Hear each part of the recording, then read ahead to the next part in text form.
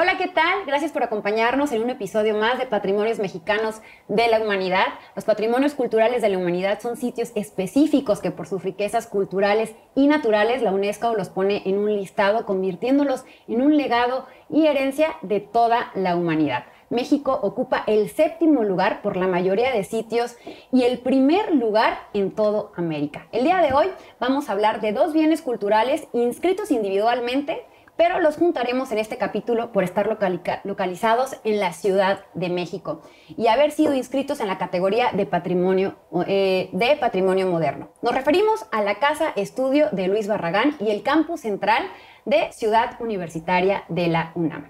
Y para hablarnos de estos 2 excepcionales bienes culturales, contamos con la valiosa colaboración de la licenciada Adriana González, jefa de la Unidad de Promoción y Difusión del campus central de la Ciudad Universitaria. Muchas gracias por acompañarnos. Al contrario, mucho gusto. Y también al arquitecto Juan Palomar Berea, miembro activo de la Fundación de Arquitectura Tapatía Luis Barragán AC, que precedió en 1988 el 2001 y pertenece al Sistema Nacional de Creadores de Arte.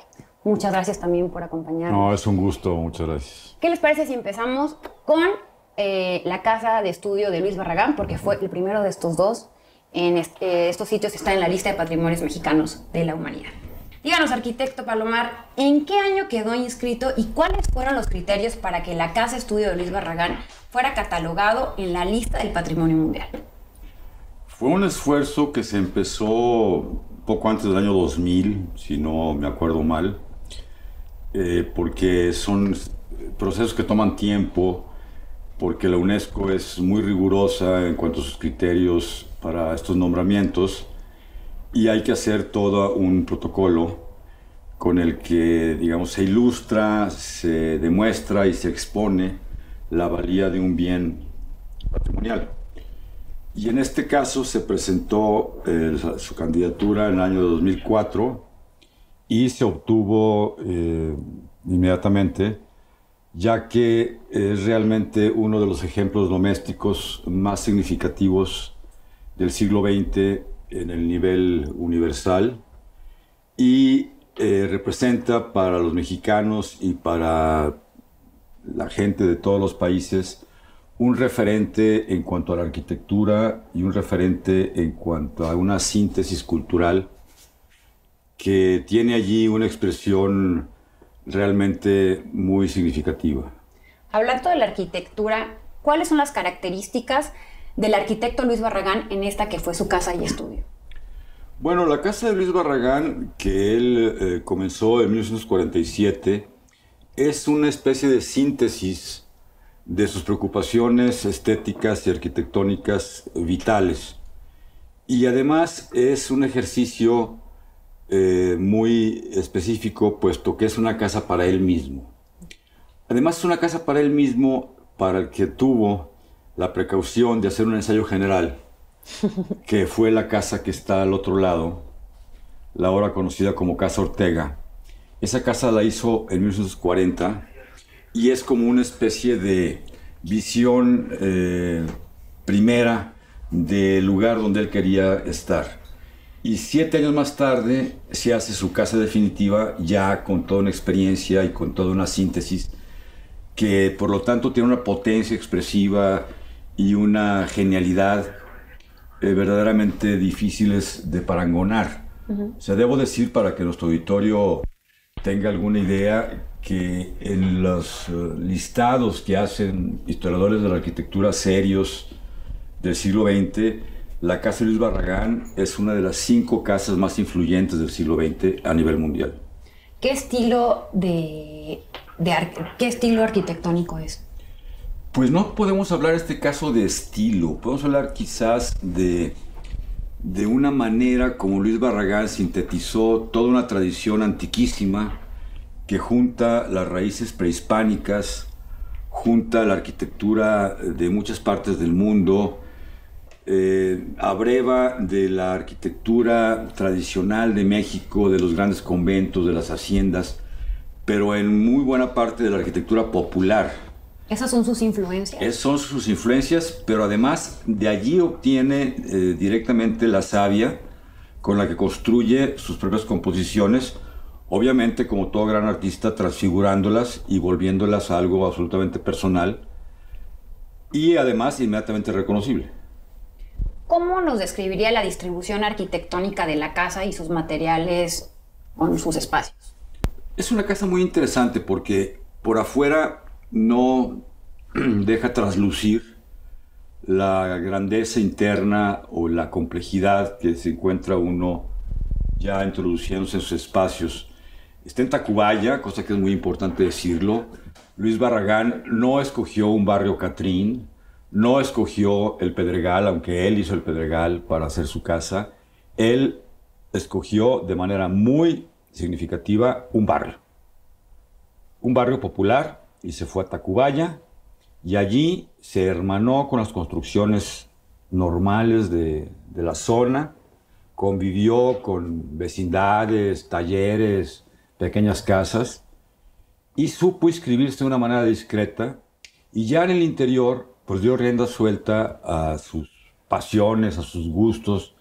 Es una casa que es al mismo tiempo ascética, casi monacal, y por otro lado es una casa absolutamente erótica. Es una casa que tiene un gran espacio central en la planta baja que se complementa con el jardín, que es algo indivisible de la casa.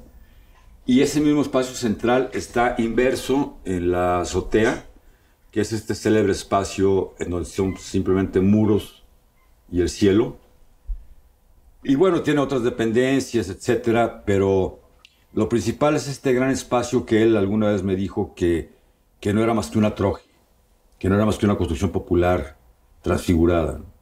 Cuéntanos de su jardín, porque pareciera que lo dejó crecer así nada más. ¿Es como parte de su estilo, también Es que de su arte? él era un gran amante de los jardines. No era un paisajista ni era un jardinista, era un arquitecto completo y por lo tanto manejaba los jardines y manejaba los interiores y manejaba los monumentos como satélite, las torres satélite y los pedazos de ciudad como las arboledas o el propio Pedregal. Entonces, a la hora que él enfoca hacer un jardín, no lo enfoca como, bueno, ahora va la decoración verde de la casa, No, que lo dejaba crecer, ¿no? sino que lo hace un recinto arquitectónico más, y ese recinto lo hace dialogar con la casa de muy distintas maneras. Hay momentos en que se integra completamente, hay momentos en que simplemente se observa, hay momentos en que hay que vivirlo y hay que perderse por una especie de laberinto sintético que hizo ahí, muy extraño, ¿no? Es una casa que, además creo que vale la pena decirlo de una vez, está abierta a todo el público, recibimos miles de visitantes de aquí y de todo el mundo, y que constituye una experiencia muy importante si es que se logra captar ese registro estético y este registro espiritual en el que Luis Barragán creaba los jardines, creaba los espacios y creaba una síntesis única. ¿Qué otras obras emblemáticas de México fueron diseñadas por Barragán? Bueno, podemos hablar desde la etapa de Guadalajara, que es el cimiento de toda su obra, y allí hay una obra maestra temprana, que es la casa de don Efraín González Luna, también conocida como Iteso Clavijero. Hay otra serie de casas, hay un fraccionamiento que se llama Jardines del Bosque, ya de los 50. Hay veintenas de casas de los años 30, 20. Y en México, por supuesto, lo que la gente puede conocer más fácil, que son las torres de satélite, Sí. en colaboración con Matías Geritz, o, digamos, muchos edificios por esta zona, por la Colonia Cuauhtémoc, de su etapa intermedia, y después la famosa cuadra de los caballos de los señores Egerstrom, o la última obra que hizo, que es la Casa Gilardi, esta casa que tiene una alberca en el interior, que también es muy famosa, y el convento de las Capuchinas, ¿no? Que es la cumbre de la arquitectura litúrgica en el siglo XX en México. Vamos a hacer un pequeño corte y regresamos con más de Patrimonios Mexicanos de la Humanidad.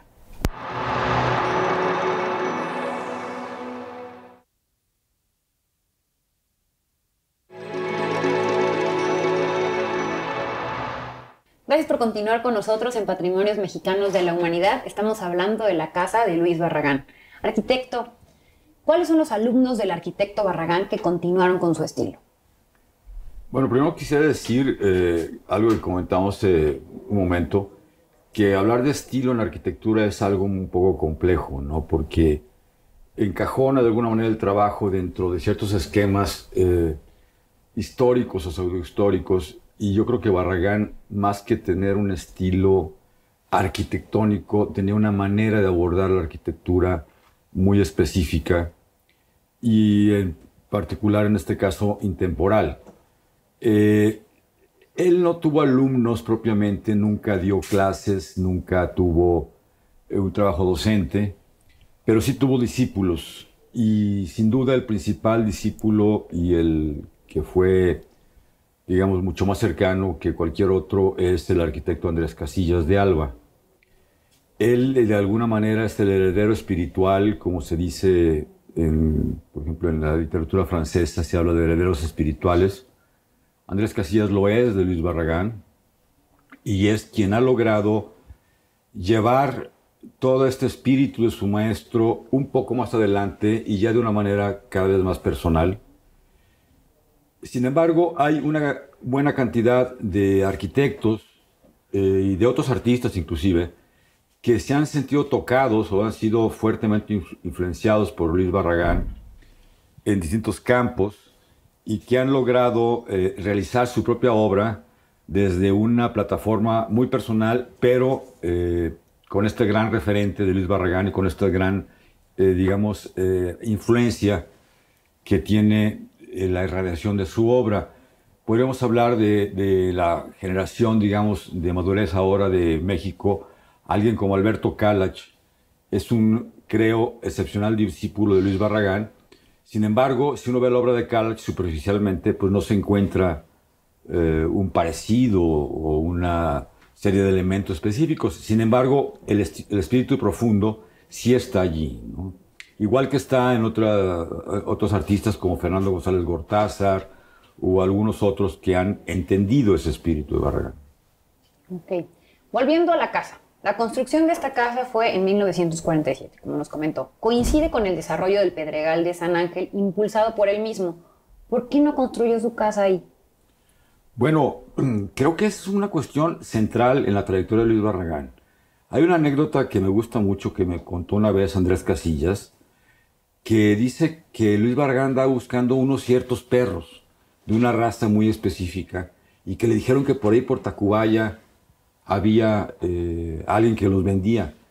Entonces llegó al lugar preguntó por los perros, se pasó al terreno, vio un terreno con unos viejos muros, con unos árboles maravillosos, y dijo, bueno, les compro los perros y el terreno completo. Y de ahí se hizo de ese terreno, sabiendo que estaba inmerso en este barrio tradicional maravilloso que es Tacubaya, y porque además él tiene mucho más que ver con el pueblo, con lo popular, que con la burguesía. Okay. O sea, Luis Barragán no tiene nada que ver con la clase media, nada que ver con la burguesía aspiracional. Él tiene que ver con el pueblo llano. Él fue un ranchero de una familia acaudalada, un hacendado que aprendió a tratar a sus peones, a los animales, aprendió a entender los pueblos de Jalisco, y de allí le quedó una veta de una inclinación por lo popular que mantuvo toda la vida. Simplemente que lo popular lo llevó a niveles absolutamente refinados, ¿no? Claro. Tocando este tema, ¿qué de cierto es que en el campus central de la ciudad universitaria, según el arquitecto Barragán, estuvo a cargo de las áreas verdes? Y además de desarrollar la colonia Jardines del Pedregal de San Ángel, motivó, o sea, esto es cierto, motivó a las autoridades a tomar la decisión a construirse en esa zona. Pues últimamente hay algunas dudas respecto a que realmente Barragán haya contribuido en la construcción de Ciudad Universitaria. En las fuentes, en los libros, sí se menciona que en los espacios abiertos la jardinería está, pero hay arquitectos que ponen en duda esta participación. Y bueno, en cuanto a la elección del terreno, yo no he escuchado que haya sido justamente eso. De hecho, pues bueno, hay ideas de una ciudad universitaria desde 1928. La primera idea fue justo que en una tesis de 2 alumnos de la Escuela Nacional de Arquitectura ya habían planteado construir la ciudad universitaria en lo que ahora conocemos como la zona de hospitales en Huipulco. esta idea no prospera. La universidad también compró unos terrenos en Lomas de Sotelo, también esta idea no prosperó. Y es hasta el 43 cuando se decide, durante el rectorado de Rodolfo Brito Fouché, que este era el terreno ideal para construir la ciudad universitaria. Díganos, licenciada, ¿cuándo fue inscrito este bien cultural y bajo qué criterios? Bueno, en el 2005 es declarado monumento artístico. Todos los sitios que están inscritos en la lista de Patrimonio Mundial tienen que tener un reconocimiento nacional. En este caso, bueno, se reconoce al campus como monumento artístico y esto siembra un precedente para que 2 años después sea inscrito en la lista de Patrimonio Mundial bajo los criterios 1, 2 y 4 de los 10 criterios que hay. Los 6 primeros criterios que tiene la UNESCO están relacionados con el patrimonio cultural y entonces, bueno, estamos inscritos bajo esos criterios. Correcto. ¿Nos puede hablar un poco del proceso del diseño y construcción y de los arquitectos, ingenieros y artistas involucrados? Voy a tratar de hacer un mini resumen. Originalmente la universidad estaba en el centro histórico, en antiguos palacios, conventos, hospitales que estaban acondicionados para funcionar como escuela. Y pues bueno, estaban dispersos en el centro y se tenía esta idea, como te mencionaba, de construir un campus porque además ya los espacios eran insuficientes. Entonces, pues bueno, en el 43, durante el rectorado de Brito Fouché, se decide que estos eran los terrenos ideales para construir la ciudad universitaria. Hay incluso por ahí una anécdota que dicen que Rodolfo pidió que se lo llevaran a la parte más alta del Pedregal y que desde ahí observa el terreno y que a él le parece el lugar más hermoso del mundo y que quiere que ahí se construya la ciudad universitaria. Entonces empieza un proceso un poco lento en un principio. En el 45 se crea una ley sobre fundación y construcción de la ciudad universitaria. En el 46 se expropian los terrenos. En el 47 se lanza un concurso al que se convocan a las 3 instituciones más importantes de arquitectura en aquel momento, entre ellas a la Escuela Nacional de Arquitectura. La Escuela Nacional de Arquitectura, por el interés que tenía, hace un concurso interno al que convoca a los maestros. Y pues bueno, este concurso también participan alumnos. El proyecto ganador es de Mario Pani y Enrique del Moral, pero están basados en el croquis de conjunto de 3 alumnos que fueron Teodoro González de León, Armando Franco y Enrique Molinar. Alumnos. Y ahí también hay una controversia entre la autoría del croquis de conjunto, entre que si realmente el autor de esto fueron los alumnos o los maestros Mario Pani y Enrique del Moral. Porque justamente te iba a preguntar que cuál había sido la participación de los artistas plásticos y quiénes fueron, pero pues... Los artistas plásticos. Sucede algo y una de las razones por las cuales estamos inscritos en la lista de Patrimonio Mundial es porque la ciudad universitaria es ejemplo de un movimiento artístico que se dio en los años 50 que se llamó integración plástica. La idea era que los arquitectos y los artistas trabajaran juntos desde un inicio para que las obras de arte no fueran simples agregados, sino parte fundamental de los edificios. Y entonces, bueno, se convoca a los artistas más importantes de la época. Somos sumamente afortunados porque contamos con el trabajo de 2 de los 3 más grandes muralistas que hay en México, que fueron Diego Rivera, que trabajó en el Estadio Olímpico, David Alfaro Siqueiros, que tiene 3 murales en la Torre de Rectoría, Juan O'Gorman, que es uno de los 3 arquitectos que hace la Biblioteca Central, pero que también decide revestir este edificio con un mural que es el más grande del mundo hecho con esta técnica. Y hay una segunda generación de artistas plásticos, que es José Chávez Morado, que trabajó en lo que fue la antigua Facultad de Ciencias, y Francisco Epens en odontología y en medicina. Qué interesante. Vamos a hacer un breve corte y regresamos con más de Patrimonios Mexicanos de la Humanidad.